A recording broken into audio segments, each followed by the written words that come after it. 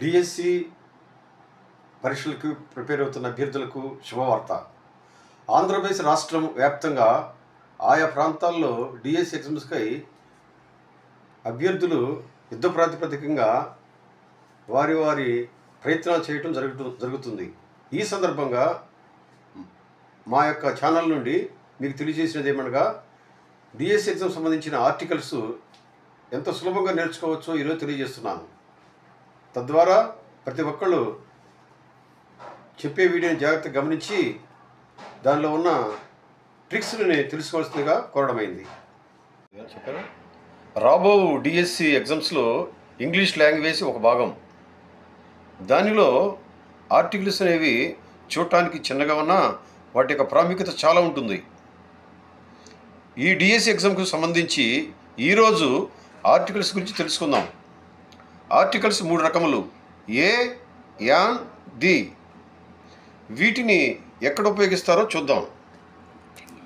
Alphabet 26 letters.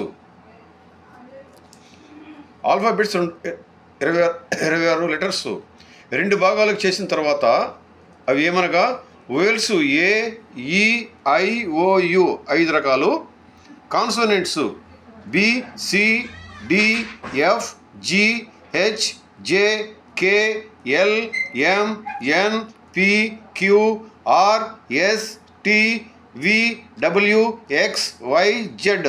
ఇవి 21 రకాలు. ఈ 2 రకాలు ఆయా శబ్దాలను బట్టి పనిచేస్తాయి. ఏఈఐఓయు 5 వొవెల్స్ శబ్దాలుగా చెప్తారు. మిగతా కాన్సోనెంట్స్ 21 కాన్సోనెంట్ శబ్దాలుగా చెప్తారు. ఇప్పుడు మనము ఏ ఆర్టికల్ను ఎక్కడ ఎలా వాడతారో తెలుసుకుందాం. రండి, ఇప్పుడు లెవెల్ 1లో చూద్దాము.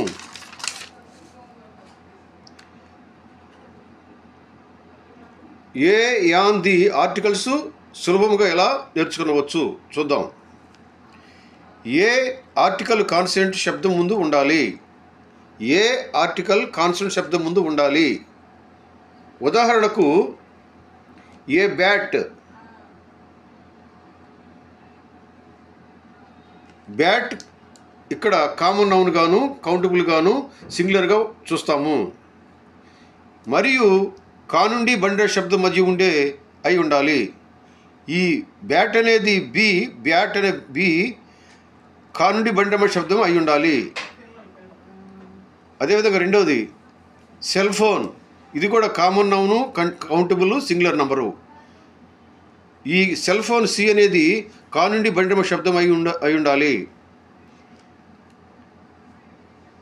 ఏ లిస్ట్. ఈ లిస్ట్ అనేది కూడా common noun, countable, singular number, కా నుండి బండిమ శబ్దం అయి ఉండాలి. ఇంకో ప్రత్యేకత ఏ పీస్ ఆఫ్ పేపర్. ఇది నౌన్ ఫ్రేజ్ అంటారు దీన్ని. అంటే నౌన్ ఫ్రేజ్ అంటే సబ్జెక్ట్ని ఎక్స్టెండ్ చేసి రాయటము, ఆబ్జెక్ట్ని ఎక్స్టెండ్ చేసి రాసే విధానాన్ని నౌన్ ఫ్రేజ్ అంటారు. నౌన్ ఫ్రేజ్ ముందు కూడా ఏ ఆర్టికల్ వాడతాము. నౌన్ ఫ్రేజ్ ముందు ఏ ఆర్టికల్ వాడాలి. Mathematical paper. ఇది కూడా నౌన్ ఫ్రేజు. దీని ముందు కూడా ఏ ఆర్టికల్ వాడాలి. Member of parliament. ఇది కూడా నౌన్ ఫ్రేజు. దీని ముందు కూడా ఏ ఆర్టికల్ వాడాలి. News suit. ఇది కూడా నౌన్ ఫ్రేజు. ఈ నౌన్ ఫ్రేజ్ ముందు వాడాలి. ఏ యూరోపియన్.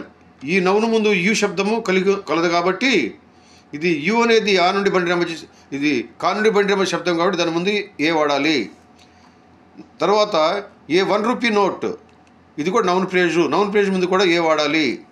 తర్వాత you shaped curve. Noun phrase ముందుగా ఏ ఆర్టికల్ వాడాలి. ఇదే విధంగా ఇంకా కొన్ని సందర్భాల్లో ఏ ఆర్టికల్ను వాడవచ్చు. అది లెవెల్ 1లో చూద్దాము, తర్వాత క్లాస్లో చూద్దాము. Thank you.